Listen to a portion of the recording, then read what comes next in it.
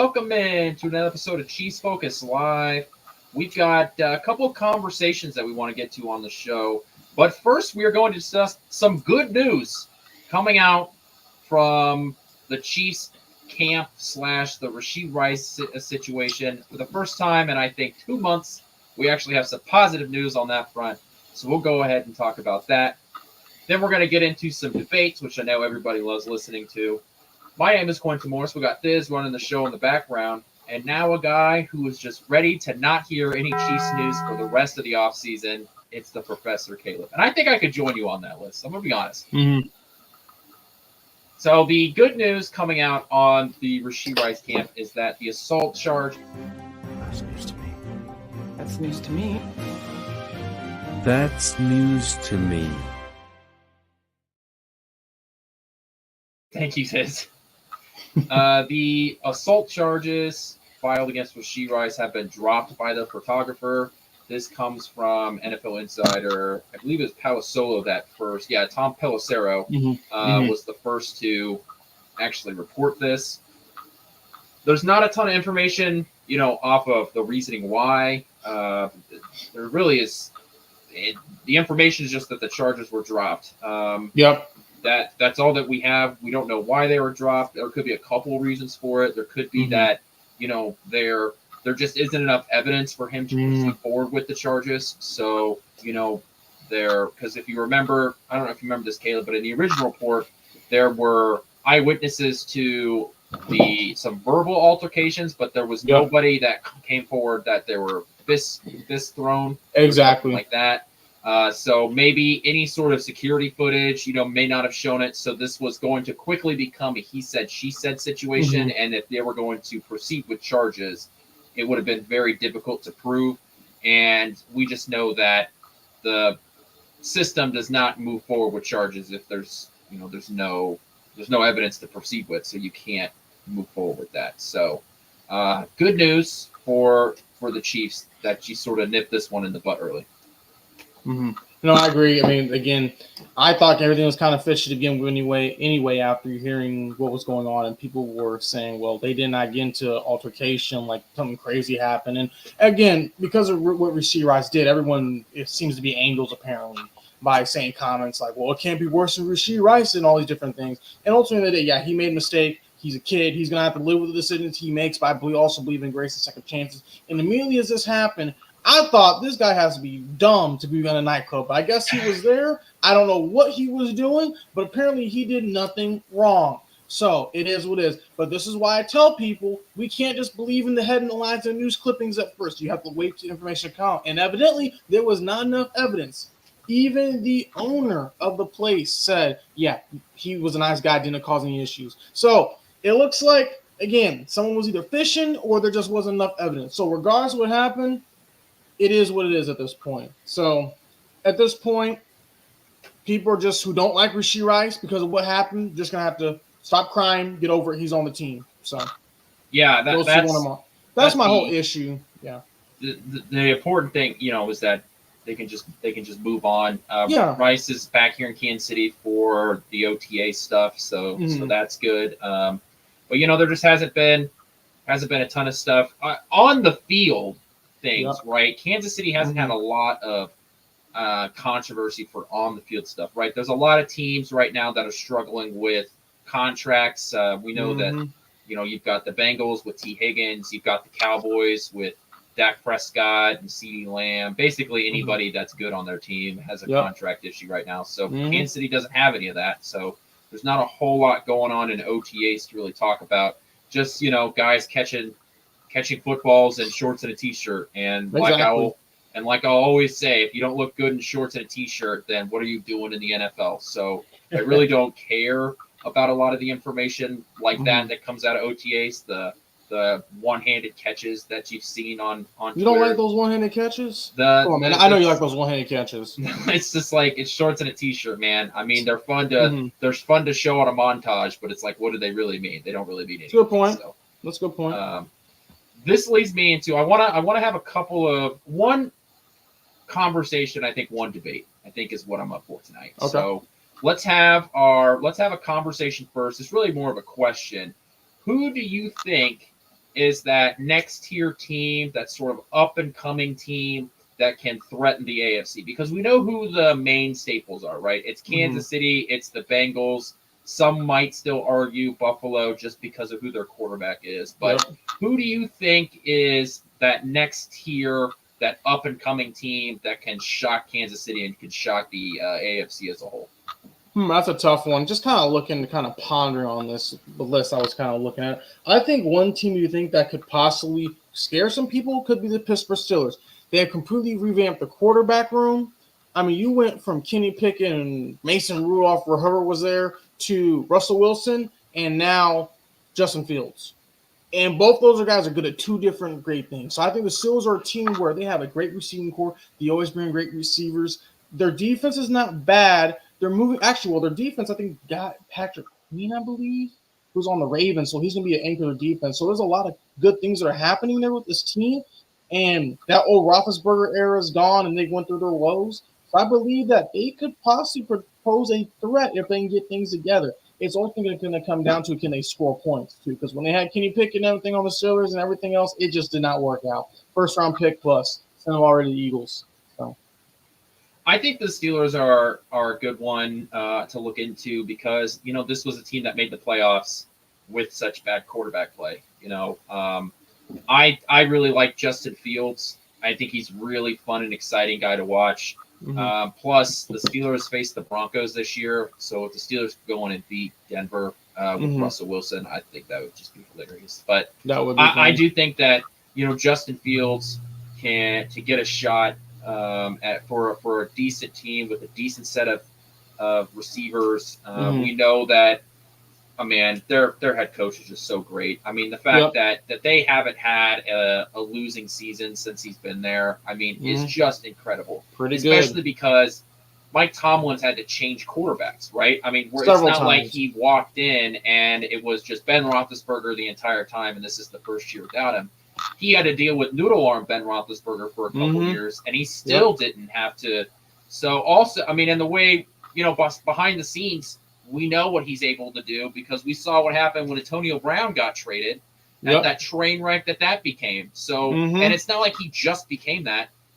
So Mike Tomlin is a hell of a football coach, and I know that there were some callings for his job last year and the year before that. And if you're a Pittsburgh Steelers fan and you just do not understand what you have at head coach. So I think it's a good point, because you got a head coach, and if you might have your quarterback with Justin Fields, then you know, it's a combination to make the playoffs, and then just to see what happens from there. That is very true, man. You are not wrong. And what we're going to see eventually is that different things are going to have to happen, and the Chiefs are just going to figure stuff out, because these teams are starting to come up and up and up. So a lot can change very quickly. My sort of up and coming team that I wanted to talk about is the Indianapolis Colts. Okay. There's a few reasons behind that. One, their wide receiver room is, Michael Pittman Jr. There's a reason why I was making the joke that when they franchise tagged Michael Pitt, before they franchise tagged Michael Pittman Jr., I was trying to speak into existence him becoming. I knew it wasn't going to happen, because the Colts would be ridiculous to try and let him walk to free agency. There is no way they were going to let that happen, but you know, one can dream. I also just like Richardson. I know Anthony Richardson didn't play a whole lot last year because of his shoulder injury, so he missed basically. I think he played in 3 games. Yep, and then not many. Year, but I really liked what he was able to show. He was able to make good decisions with the football, and he's an exciting quarterback to watch. Extremely athletic guy. So I really like Anthony Richardson, just to watch and see what he's capable of do. I think the ceiling for Anthony Richardson is pretty high. So with such an unknown and such an important position, I think that there's a real opportunity there. Plus, we're always talking about what's the cheat code in the NFL. It's a good quarterback on a rookie that can deal. move. Yep. And they have started to take advantage of that with guys retaining guys like Michael Pittman Jr. But also the Colts draft, right? I really like A.D. Mitchell. That was the guy I wanted Kansas City to go after. They were able to pick him up in the 2nd round. Laiatu, I think, was probably the best pass rusher available. Yeah, from Bama, correct? Yeah. No, where he was like USC, not USC. Okay, the other, gotcha. No, I don't remember. UCLA. UCLA. That was Gotcha. that's the one. Okay. I was trying to. Yeah, You're good, man. UCLA. He was like the best pass rusher to come out. And I know he's had some medical stuff happen, but he's been cleared for years from that. So I think that Latu is probably the best pass rusher to come out. So you've significantly improved two of your two premium spots on your team in the off season. So I think that there's a real good chance that the Colts, in a not a weak division, but no superpower in that division, right? They could at least make it to the playoffs. They really could. I mean, hell, they almost did last year with Gardner Minshew as their quarterback. That's true. Yep. And I think that there's just a lot of young talent on that team, and just watch out, because I think the Colts could be that team if they can make a playoff run, and they can beat some teams come playoff time. I can see that for sure. And ultimately, what we're going to see at the end of the day, I think if the Colts can do their thing with that weak division, the Titans are kind of down, all the other teams are not looking great, they can make it through. I think there's a good chance, just seeing what they've done the last couple of years. So I really think that entire AFC South, other than the Titans, could be that team. Like, we know what the Jaguars are, right? We're 99% sure that they have their quarterback, right? Like, we're pretty sure that Trevor Lawrence is the guy. At least he's a quality NFL quarterback. We know what their head coach is capable of doing. Comes from the Andy Reid system, offensive guy. Then we look at what Houston did last year. Now, Houston is playing a first-place schedule. It's easy to look great when you're playing, fourth-place guys and there's no expectation. Exactly. Now you're playing first-place teams and you have expectations. So I think any one of those three teams from the AFC South can be good and can make a real threat to other teams in the AFC. And they could be that team, that sort of quote-unquote surprise team that makes that playoff push this year. And I think that division is going to be really fun to pay attention to, just because it's wide open. Because you have those three good teams, one of them is not going to make it. If all goes right, one of them's not going to make it. If all three of them make it, then that's just showing something right there. So, is there another team that you had that you think in the AFC could be that sort of up and coming team? The only other teams I had were the Texans and the Jaguars, but we kind of covered them. But again, the Texans are up and coming. Like you said, first place schedule. Jaguars, we kind of see what they're doing. I mean, if I look at another team, the Ravens, they're not really up and coming, but they're revamping again. They have Derrick Henry that can run the ball like anyone else. So that could be a team. But ultimately, I think I just have to see teams to believe it at this point. That's just how I feel personally, just to do everything that's happening. Because we've had big, bad teams walking in Kansas City, the Chiefs to go there, and they end up beating them. So how do you I don't know if we've talked about this. How do you feel about the Jets? I have to see to believe it, because Aaron Rodgers could retire tomorrow or retire in the middle of the season and start talking about conspiracy theories. I mean, I don't know what to think of him at this point. He's a great football player, but I don't even know if his heart's in it. Again, how will he come off this injury? Because there were talks about he would play last year after the injury. We all know good and well. It's like we know that wasn't going to happen. So ultimately, what we're going to see at the end of the day is that a lot of stuff's going to change. If the Jets can do it, great. But I think that they're going to have to find a future quarterback possibly. And I think they took someone. I forgot who. I think it was Jordan Travis out of Florida State. So that's a great option, a great pick. But ultimately, again, I got to see it to believe it. Just do all the issues that they've had. I'm happy that we're on the same page here with the Jets, just because I think that their defense is going to be good. I don't think the defense is going to be as good as it was, just because it's so hard to have a consistently great defense. Exactly. It does happen, right? We've seen multiple years where teams have had great defenses, but I just don't think that it's reasonable to expect them to have such a shutdown defense this coming year. And Aaron Rodgers, he's playing with all of his friends now, right? Basically. Nathaniel Hackett, like, what does he bring? He got everything he wanted. Yeah, like what? Yeah, I guess because he did his thing with him at Green Bay, but you saw him as a head coach, didn't work out with the Broncos. I guess he's a great offensive coordinator. Can't take nothing from him, but I don't see what they can do unless they have some top tier guys. Now I am kind of curious. So curious to see the Garrett Wilson Aaron Rodgers connection. I am curious to see how it's going to work. So for fantasy owners, if you're looking for a quarterback and a wide receiver to comp up on, that may be the one, because I tried to do that last year, and unfortunately that did not work. Yeah, well, when you get the worst quarterback play, in the league, it kind of makes that difficult. But I will say that I do think Garrett Wilson is a legitimate number one weapon in the NFL. No, I agree. So I'm also not a believer in the Jets. I think the Jets would easily finish last in that division if it weren't for the Patriots being so bad. Like, I think the Jets and the Patriots are going to fight for near the bottom of that division. The Jets are probably, if I'm being nice, the Jets are probably like a 7-10 team like they were last year. I just don't think that the Jets are a real threat. I guess we could.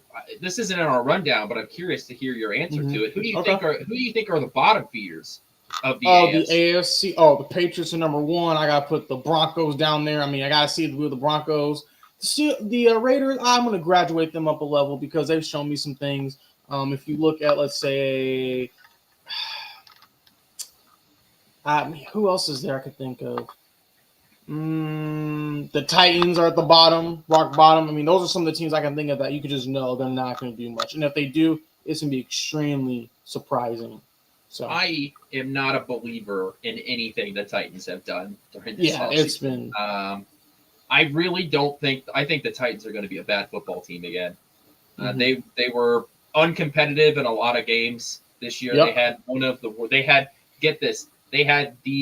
the worst point differentials in the AFC last year. They were they had a worse point differential than the Broncos, and the Broncos lost by 70 points. They were minus 62 points. So I'm just not a believer in the Titans, especially because, like we just talked about, how good the rest of the division could be. And I know they went out and they got like L'Jarius Sneed, like that's cool, I guess, but I'm just not a believer in anything the Titans have. It's gonna be a minute before they do their thing. I really don't think the Titans are going to be like competitive. It's funny looking at there's a lot of teams in the AFC where there's like three top teams, right? It's the Chiefs, the Bengals, and the Ravens. Then that next tier, there's a lot of teams that you're like, okay, I like what you're doing, and maybe it's just because there's a lot of quarterbacks in the AFC. Like, I feel like there's just a lot of decent quarterback play in the AFC. Exactly. Like, we got C.J. Stroud, we've got Trevor Lawrence, Anthony Richardson.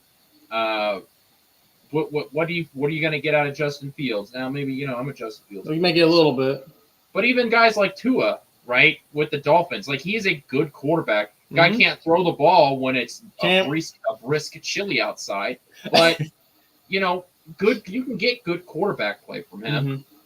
And we haven't even talked about like Justin Herbert yet. So there's just good quarterback play in the AFC, whereas in the NFC it just doesn't feel the same way. NFC is gonna be like the same 3 to 4 teams that are gonna probably have a chance, and then it's gonna be the Steelers. Probably not the Steelers. It's probably gonna be the 49ers making through. It could be the Lions. It could be another team. I mean, at this point, you never know. But the NFC is kind of consistent. AFC is the Chiefs and everybody else. It is funny on the NFC side that you once again have the Giants playing the Cowboys on Thanksgiving, and that's just going to be a horrible game. Like, why do we keep putting the Giants and Cowboys on Thanksgiving? They're both not. It'd be one thing. Money. Put Eagles Cowboys on Thanksgiving. You want a good football game? That's Eagles Cowboys. Like, why do we keep putting the Giants on Thanksgiving? It's just a garbage game. They love their Cowboys. That's what I'm gonna say. They're their money makers. Put the Cowboys on Thanksgiving. I love making fun of the Cowboys when they do something stupid. It makes my day. It's it's an American tradition to watch the Cowboys do something stupid on Thanksgiving. That's fine. I'm okay with that. Don't put them against the POS Giants. That's my point. I feel like we need more competitive games. We need more competitive games on holidays. But did you guys ever talk about how they're going to put Christmas Day games on Netflix? Did you guys talk about that? You know what? I don't think we did. I don't think we were able to get to that. You want to talk about that real quick? Yeah, go ahead. Just a couple seconds. So I saw something. Apparently, I guess the NFL's having it to where the Christmas Day games are going to be on Netflix. So have you seen that or heard of that at all? Yes, yeah. That's a thing. So I'm at this point. Why are we having 80 different subscriptions? I'm not buying Peacock. I'm not buying NFL Sunday Ticket. they better have it to where as long as it's on local TV, I can watch it because I'm not paying for all these different things. Well, I just think it's kind of stupid they're doing that. Again, I don't see the point, but they're trying to make money. You're telling me that you don't have anybody coming over to your house for Christmas that doesn't have a Netflix password? Oh, I mean, I have a Netflix password, but I just don't see the point. Why can't it just be on regular TV? Because Netflix is paying them. Let me check my math here. Oh, it's a lot of money for it. Yeah, that's what that's the official math. Mm-hmm. Look, I mean, are they gonna make it to the Super Bowl's pay-per-view? No, I don't know if they'll ever do that. I don't think they'll ever get to that point, just because the Super Bowl is an opportunity to put it around the world. That the Super Bowl is so globalized that they use that to sort of expand the brand. Whereas one random game in the middle of the season is that you're going to have, you can put it behind a paywall, which is what putting it on Netflix kind of does, is you're putting it behind a paywall. I understand the frustration behind that, and I think part of it is just because the NFL is the last of all of the major sports that you're able to watch all of your team's games on local TV. Now, I ended up watching that game on Peacock because, well, I've got to the point where I have pretty much every of the streaming services because, we password share in our family. That's illegal. One person, it's not illegal. They're trying to make it, but one person's in charge of, one person's in charge of this, another person's in charge of this. Like, that's the sort of thing that we have. So, the way we sort of have it bundled, but everybody pays for one thing, and that's it. That's how you do it. I don't have problems watching it, but I do understand the frustration behind it. Well, I mean, as long as they put on local TV, that's fine with me, and that's what I think they're gonna do. I mean, that's what they did the Peacock Chiefs game last year. But I just feel like it's sometimes like, can we just do like Fizz put a comment? I think he said, what did he say? 6 to 7 years before he thinks they make it towards pay-per-view. I mean, I wouldn't be surprised if they try to do that. I just wouldn't be surprised. But, maybe. But I don't think that that's something we have to worry about right now because they use the Super Bowl. I mean, the NFL has broadcasts that are specifically made for cruise ships for the Super Bowl.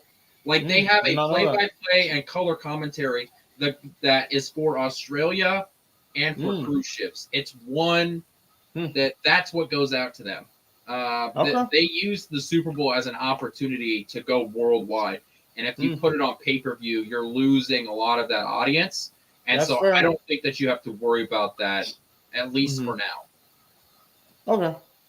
I don't know. I can see it happening on the horizon. I just feel like they're going to do that. And we're going to be like, what happened to just turning on, getting an antenna, turning to channel 5, channel 4, and just watching the game there. The world is changing. It is. The world, well, it's changed. That's what it is that so many people have cut the cord. I haven't had cable probably for close to 10 years. Same. So it's probably more than 10 years at this point. But, so, I mean, we went to streaming pretty early in the game. It's just cheaper and easier. If we're not getting all the if you're not getting every single thing, what are they going to do next? They're going to put a game on Disney Plus, Quentin? Well, and here's the thing. They might. I mean, Disney and Hulu has live sports, according to Baker Mayfield. Yep. They do. But I mean, they've had all of those. Netflix has been testing all these live events. They've been trying to get into the game for a while. A few weeks ago, they had that Tom Brady roast thing, and then like 2 months before that, they had, I think it was like a tennis tournament that was all on Netflix. So Netflix has been testing out this live sports stuff. The thing is that live sports is the only thing that people watch live because everything else is just streamable. Where I remember as like a kid, like watching like you would watch your TV show, your sitcom in front of the TV at like 6:30. You knew whatever, pick your show, whatever it was, you were going to sit in front of the TV and watch it because that's when it came on. And if you missed it, you missed it. There was no going back for it. Now, I don't know anybody that like builds their life around a TV show. You just watch it later. Right, you just catch it later. We're like, the Royals are winning 10-3 right now. I specifically build my schedules for the most part around when the Royals are going to play, so I'm able to sit down and watch Royals games. Or the NFL is a great example of it because they only play once a week ish, Sunday, Thursday. But for the most part, you can say that you only play once a week, so you build your schedule around when football is played. It's not like that for anything else anymore, because you could just go back and watch it later. Plus, we're in such a binge culture where if someone recommends a TV show to me and I'm like, oh yeah, like if there's a brand new TV show, right? Let's say it's 6 episodes in. Well, I'm going to wait an extra month to watch it so it can finish season 1, and then I'll just watch it at once. We binge watch things now, where sports is the only thing you can't do that with. Yep, that's true. So a lot has changed, unfortunately. So it's just the way that our like viewing culture is shifted, and that's because true. Of all of these Hulu and Netflix and blah blah blah blah blah. All right, let's get into our argument, our debate, if you will. I have a question for you, and just let me know. Let me know what you think. Give me your reasons why, and I'm sure that I'll disagree with you. Okay. Who is more important to the Chiefs moving forward? Is it Chris Jones or is it Travis Kelce? That's a tough one. Who is more important to the Chiefs moving forward, Chris Jones or Travis Kelce? I don't know. That's a tough one. Chris Jones or Travis Kelce. I'm going to have to say this. When you look at both these guys, Hall of Famers have done a lot for this team. Kelce was here with Chris Jones in the era with Alex Smith. They were doing their thing. But if I had to pick one player I think is more important to success, could help the team moving forward, I believe, you're not going to like this, it's Chris Jones. Chris Jones is the anchor of the defense. Chris Jones, when we didn't have a week one, we got shredded by the Lions when it came to run defense. And Chris Jones, who did not have a playoff sack about 5 years ago, has finally stepped in and has gotten playoff sacks, crucial block passes, all these different things. I love Travis Kelce, and I enjoy everything he does for this team. But I also feel like, too, is that we got some guys in the waiting that are going to do some stuff that's really going to help us. So I got to just say Chris Jones, just due to his impact on the defense. We saw they had to pay him his money. After the first game in the season, they saw, this is not going to work without Chris Jones. And he saw, I'm going to have to come back and help him. When Chris Jones came back, things changed. Travis Kelce was off a little bit. The offense, for the most part, was rolling. So we're going to have to deal with life without Kelce, but they've done a very good job of bringing in guys who I believe that can come in, step up, and help this team moving forward. It's funny that you bring up week one, because I think it's Travis Kelce, and I think week one is a great example of why Travis Kelce is more important. Okay. Because Travis Kelce, when he was injured, you could see really what it was like to not have him. Right? Because Travis Kelce was not healthy early, and we saw the struggles that the offense had, because a full healthy Travis Kelce really impacted the offense and the quality of the offense. Whenever we have conversations about the Chiefs offense, and especially the wide receiver room, right? The entire discussion last offseason was, man, who's wide receiver one? We don't have a wide receiver one. And then the conversation would be, well, Travis Kelce's wide receiver is our wide receiver. So who has the WR in front of their name and is going to lead the team in receptions, right? We always had to put that caveat, that asterisk in our conversations, because it was always going to be, well, Travis Kelce is the guy. Who's the next guy? And so when we're talking about Chris Jones on the defense, like, you can manufacture pressure. Now, don't get me wrong. Chris Jones. He's had some crucial stuff. Chris Jones is extremely important to this team. That's why I was advocating for him to get signed. Like, they're both very important for what they do, right? I mean, you're talking about the second and third most important player on the team. It's Patrick Mahomes, and then these two. The question is, who's next, right? Yeah. I think that because of Steve Spagnuolo and what he can do on the defensive side, I think that you can help mitigate some of the things that you would lose without a Chris Jones, right? What you can do with your corners, what you can do with your defensive backs and some of your other guys in terms of creating pressure, manufacturing pressure. I mean, the Chiefs have led the league in pressures from their corners / safeties for a few years in a row now, right? Whereas I know you have Patrick Mahomes, but you gotta have a staple on that offense. And if it weren't for Travis Kelce, especially look what he did in the playoffs and in the Super Bowls plural. He has been such a huge part of what this offense is capable of doing. And I'll raise you one, Quentin. Chris Jones, first Super Bowl, batted passes the line of scrimmage.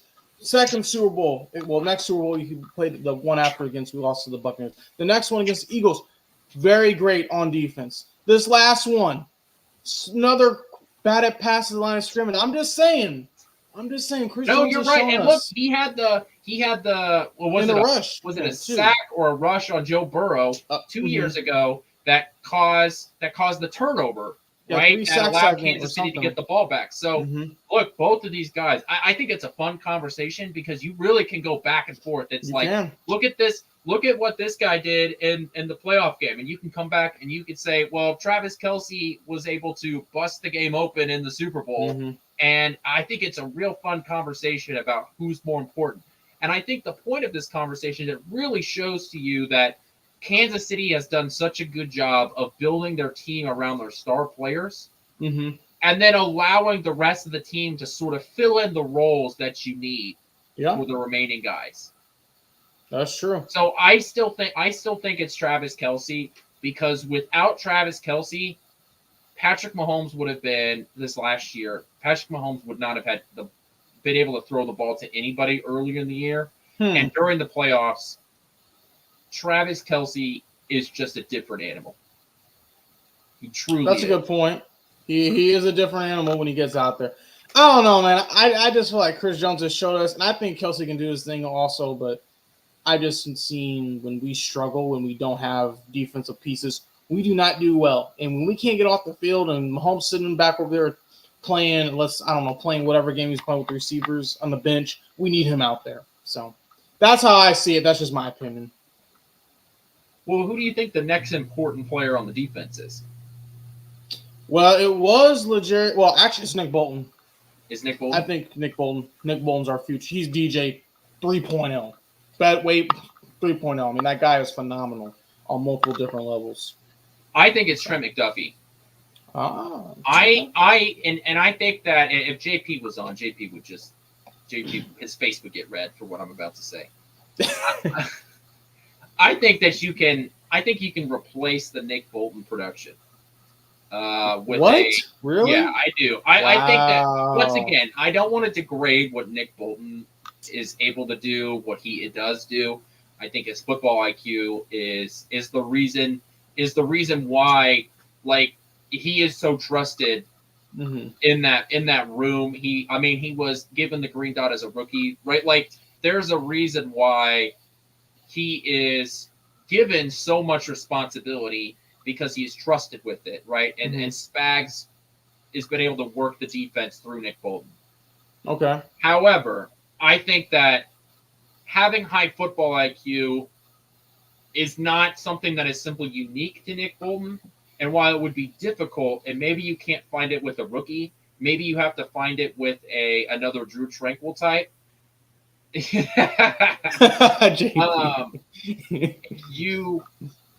could find it with another Drew Tranquill type, where maybe you can't find someone that's that athletic and that high football IQ, but you could find someone similar that is able to replace his level of sort of that quarterback on the defense. Whereas Trent McDuffie, we're in such a pass-heavy league that finding a true shutdown corner with the way the rules are built and how the offense gets so many advantages and how you can't touch wide receivers once the ball's in the air and all of these different things that have benefited the offense over the last, 15 years, I guess you could say at this point, that having a guy that is able to shut down a wide receiver to get in a guy's face, and even though he doesn't have the interception numbers, I think that he is more valuable to the defense because his position is just so much more difficult.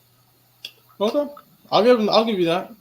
But I will say this. I think Nick Bolton has shown and stepped up in crucial games and key games when we need him the most. He gets them lined up. He's ready to go. He's constantly moving around. I just like what he's been able to do, and I think he's a guy you're going to keep on that linebacker core for the future if the money's right. So you think that they're going to re-sign him? Yes, they're not letting him go.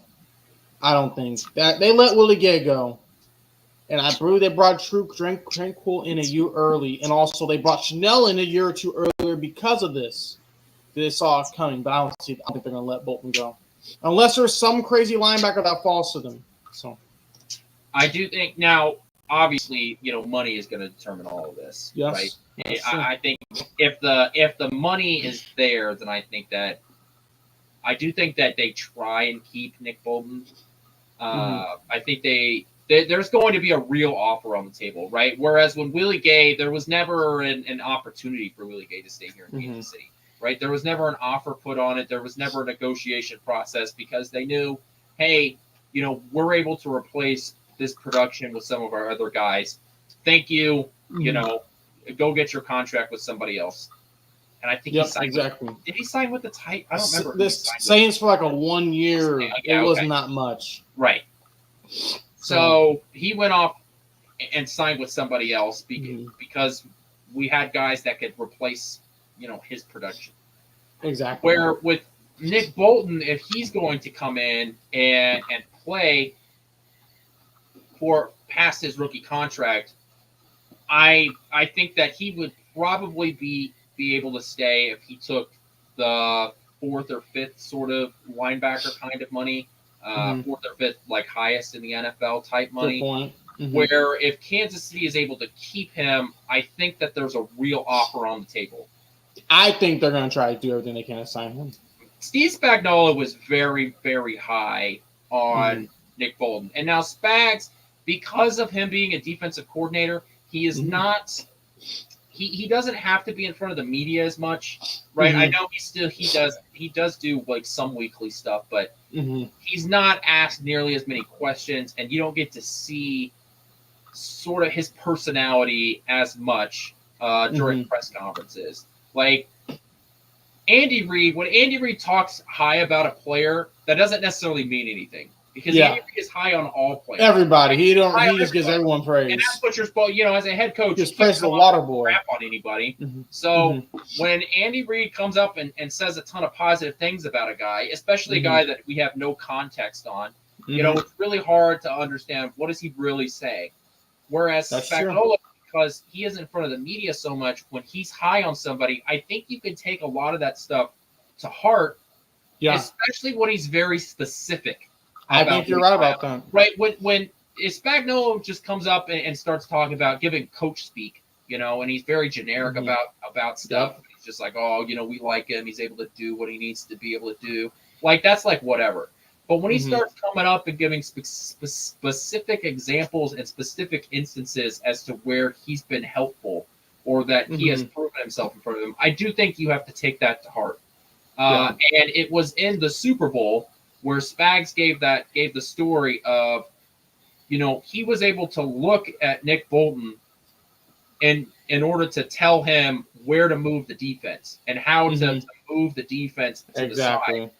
And Nick Bolton was able to convey that information. And so when you hear a specific example like that, that tells me that they are very high. At least Steve Spagnuolo is very high on the capabilities of Nick Bolton.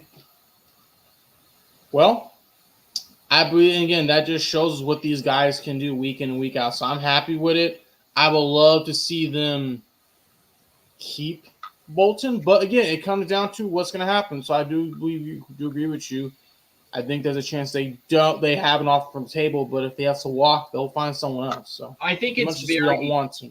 I think it's very much like the Creed Humphrey situation, to where like top center money is not that high in comparison. You can get a good bargain, right? Exactly. Where work some things in. Linebacker money has moved its way up, but if you're talking like slightly above middle of the road linebacker money, it's not that crazy.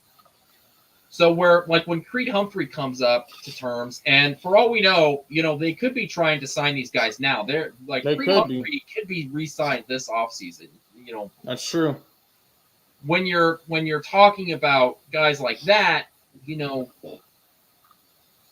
it's about making sure one, not doing what the Cowboys are doing and waiting to the very last minute to re-sign all these people, which it just blows my mind that a team with so much talent, Jerry Jones, man, waiting. So that's just the way he does it all the time. I mean, remember the I agree with you, where he was down in Mexico for like 2 months. He was down there like 2 months, just like waiting to get his contract, and then he signed him, and that contract ended up biting him in the ass. Yep. They just don't. I'm glad Veach does not do what Jerry Jones does. Like, you should not wait to the last minute. One would think some of these guys. One would think, but apparently Jerry Jones knows more than everyone else since they haven't done anything since the '90s. So the last time I've been able to watch a highlight tape has been on a VHS tape. That's the only way I can see them. So just saying, and I'm right about that. The problem is that, like, if Kansas City wants to keep some of these guys, let's take let's just take Creed Humphrey for example, right? Let's take Creed for example. Right now, we've got the Cowboys are in the problem with CeeDee Lamb, right? CeeDee Lamb is up for a contract. He led the NFL in receiving yards last year. He had like 1,700 receiving yards.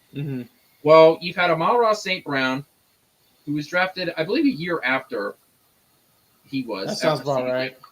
And you've also had A.J. Brown for the Eagles, have both signed this offseason.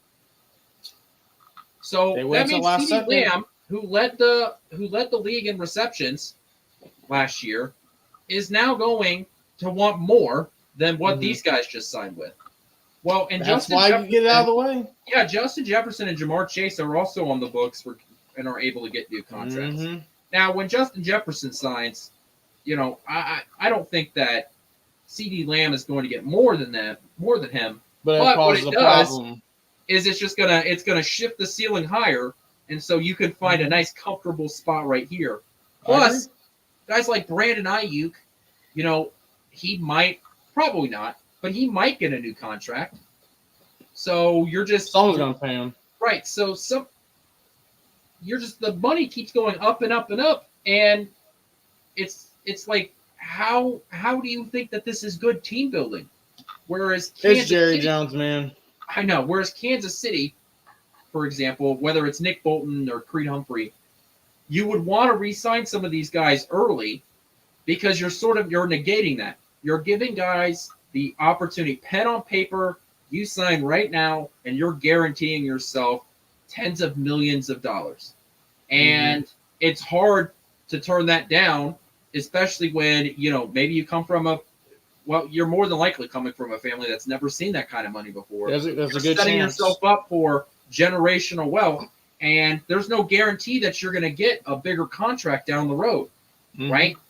It's hard to turn down a 4-year contract with, 35, 45, tens of millions of dollars worth of guaranteed money over the next few years. I agree. And that's why I really think Kansas City should look into signing a Creed Humphrey, or if you're going to make the Nick Bolton move, like, you really want them to. That's why this is the offseason to do it. Get ahead of it. I think there's a good chance that they do it. I feel like there's a really good chance that they do it. Because, again, they want to get ahead of the curve. Veach does not want to sit back and kind of let the market go up and up and up. He's going to figure out the happy medium and the happy spot, and it's going to work out for both parties. Yeah, the sooner you do it, like, obviously, there is risk for the team to sign him early, right? Let's say, and knock on wood, whatever. Let's say you re-sign Nick Bolton, and he has a catastrophic knee injury, and he loses a step, right? Well, now you're stuck into a contract with a guy that, is not able to produce the same level, because even though the intelligence is there, he just is not physically able to make the same plays anymore. And that's the risk that the team is eating onto. You're taking that risk on. But that's true. It should be worth it just for the fact that you're trusting the guy to be the same guy, and you can't live in fear when you're trying to re-sign guys, because being able to save that money while the Chiefs are in that Super Bowl window. I know the phrase is a penny saved is a penny earned, but in the NFL case, it's a million saved is a million earned. Because you're able to take sometimes you have to take that risk. and use that money in order to go out and sign some of these other contracts or some of these other guys that are still available, right? Like, I'm very much on board to re-sign Donovan Smith, right? I don't know where you stand on that. Whether or not Kansas City needs to go out and sign another left tackle. But I do think that you need a little bit of an insurance policy, just because Wanya Morris, he looked fine. I think being thrown out there for a couple weeks in the NFL, wasn't easy for the guy, and I think he handled it pretty well. And I know they drafted Kingsley Suamataia. Yep. I think I got that name right. But I think you did. I know they went out and drafted him, but that's another second-round guy. There's no guarantee that he's going to be able to step in and be the starting left tackle for this team. And we know that Kansas City, specifically Andy Reid, is not huge into having rookie left tackles start for him. Yeah. So go out and sign a guy like a Donovan Smith just on that veteran minimum, with a ton of incentives built into it. Right, those are the kind of contracts that you're able to sign right now. Yeah, and that's another thing too. I think it just kind of comes down, what do the Chiefs want to? When is the right time they're going to make the move? Because I believe they can do a lot of great things with the stuff that's happening, but I also know too, sometimes Veach has waited a little bit, it's kind of been on the butt, but I think he knows, like, hey, I got to get on ahead of these different things. But again, you need those guys to protect Mahomes. You need them to protect Mahomes. If you don't have that, it's not going to be a pretty sight when he starts getting hit like that 1 year where everyone's getting hit every other week, wasn't looking pretty, wasn't looking good at all. So, okay, that's how I feel. Let me ask you this then. Is there any position on the team that you think really needs help, veteran depth? Like, not necessarily a starter, but like corner, defensive line, wide receiver. Is there one room that you're like, man, I would love it if the Chiefs could add one guy to this room? Defensive line, man. I mean, we're going to constantly need bodies there. Defensive line. We need guys to help Chris Jones go after quarterback. And I believe we need to find his replacement. I believe the Chiefs found possibly Kelsey's replacement. Guy runs similar to Kelsey. I think he did a lot of things like Kelsey, but like, hey, with Chris Jones, we need someone to come in and help. So that's how I feel personally. Now, some people may not agree with me, but I also know this. The Chiefs need help on the defensive line so they can get to the quarterback in the right situation. Because when they don't, they struggle. And when they struggle, Mahomes is not on the field. When Mahomes is not on the field, other teams take advantage of that very quickly. Very quickly. I'll say this. I think that because Kansas City didn't spend a high draft pick on a defensive lineman, like an edge rusher, and they could have, I think that they do really trust Felix Anudike-Uzomah. They might, yeah. I think that says quite a bit about him. He had a good play in the Super Bowl. He did. And, I mean, he played well before. What's the guy that was on suspension? What's his name? Yeah, we signed him from the 49ers. He got hurt. I'm blanking. Yeah, anyway, I know what you're talking about. Before he came back off injury, he was playing well.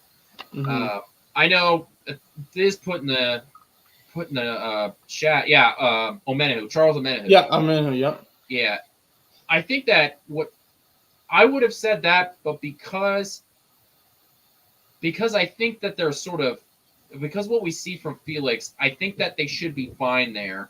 I do think it's wide receiver personally for me. I'm big. I think Hunter Renfrow is a perfect choice for Kansas City. Okay. I'm never gonna argue with Kansas City signing a veteran defensive lineman though, just because you gotta have him. I don't think that there's a 1-year contract for defensive linemen that can hurt you, just because there is so much value to whether you're eating up blockers or you're going after the quarterback. Just being a body on the line helps. And it can help because if all you're doing is causing chaos, you're being beneficial to the team. I mean, the defensive line, I don't want to, mitigate it down to that, but being able to just take away a tackle to allow the corner to come around the edge, or if you're in the middle, being able to take on a double block, or you eat up a guard and allow maybe it's Felix, maybe it's Karlaftis to come up and do a little stunt move to be able to jump on the inside gap. Like, there is so much value to just eating up a blocker that I'm never going to be against signing a veteran defensive lineman. I agree with you with that. I think tackle is like I was just saying about like Donovan Smith. I know David Bakhtiari put out a tweet that he's making a recovery, and I saw some people that were, hinting towards they want him to come to Kansas City, but I'm just worried. I don't know if that's going to happen. I could be wrong. I just don't think that he will be healthy enough, because that's what I'm thinking too. He's a guy that hasn't played a full year in so long. And even when Donovan Smith came in, he missed a couple of games, but he was able to make a full playoff run. Like, his injuries haven't been season-ending injuries. They've been, I'm banged up in the middle. I'll get knocked out for a bit. Right, and he's been able to come back. David Bakhtiari has played like 6 games in 3 years. Yeah. Yep, you're not wrong, man. So a lot of stuff has to change. So unfortunately, we're going to have to see what they're going to do. Now, I'm not worried, but I'll also say I am a little concerned. But again, we'll see what happens when it comes to that way. I do expect them within the next couple of weeks to make some sort of another veteran signing, whether it's a Smith or a Renfro. I just think that there are a couple of spots that they could really improve their team, sort of edge of the roster guys. With that, I don't have anything else. Do you have anything else that you want to talk about today? I'm all pretty good to go. Right. Looks like the Royals are about to win, so this would be a great time to end the show. We will have our normal Thursday show. Maybe JP will be back. I don't know. His daughter is graduating 8th grade, I believe. So moving up to the high school years. So hopefully he'll be back on Thursday. If not, I'll be here per usual. With that, we'll see you on Thursday.